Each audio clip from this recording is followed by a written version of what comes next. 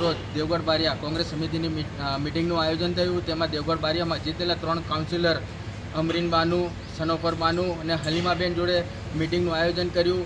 કોંગ્રેસની જે સ્ટ્રેટેજી હતી તે પ્રમાણે નગરપાલિકામાં તે ચૂંટણી સમયે ગયા હતા અને મેન્ડેટ પ્રમાણે જ એમને આયોજન કર્યું હતું। પણ દેવગઢ બારિયામાં હાલ ભાજપના કુશાસિત નેતાઓ તથા અમુક અસામાજિક તત્વો દ્વારા ખોટા મેસેજ ફેલવીને મુસ્લિમ સમાજને અને દેવગઢ બારિયાના કોંગ્રેસના કાઉન્સિલરોને બદનામ કરવામાં આવે છે। તદ્દન ખોટી વાતો છે અને દેવગઢ બારિયાના કોંગ્રેસના ઉમેદવારોને ગેરમાર્ગે દોરીને એમના પર કાયદેસર અટેક કરવામાં આવી રહ્યો છે, એ પણ ખોટી વાતો છે। અને દેવગઢ બારિયાના કોંગ્રેસ વિપક્ષની ભૂમિકા ભજવવા જઈ રહી છે, ત્યારે દરેક નાગરિકને અમારે જણાવવાનું કે કોંગ્રેસ સમિતિ એટલી મજબૂત છે અને વિપક્ષની ભૂમિકામાં મજબૂત ભૂમિકા ભજવી રહેશે અને દેવગઢ બારિયામાં કોંગ્રેસ મજબૂત અને એકદમ મજબૂત છે।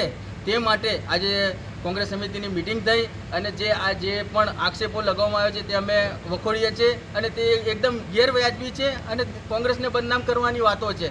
તેથી કોંગ્રેસના કાઉન્સિલરો દેવગઢ બારિયા કોંગ્રેસ સમિતિ જોડે જ છે અને સ્ટ્રેટેજી પ્રમાણે આગળ પણ અમે જનતાના કામો કરીશું। દેવગઢ બારિયા કોંગ્રેસ સમિતિ, રાજેશ રાવત।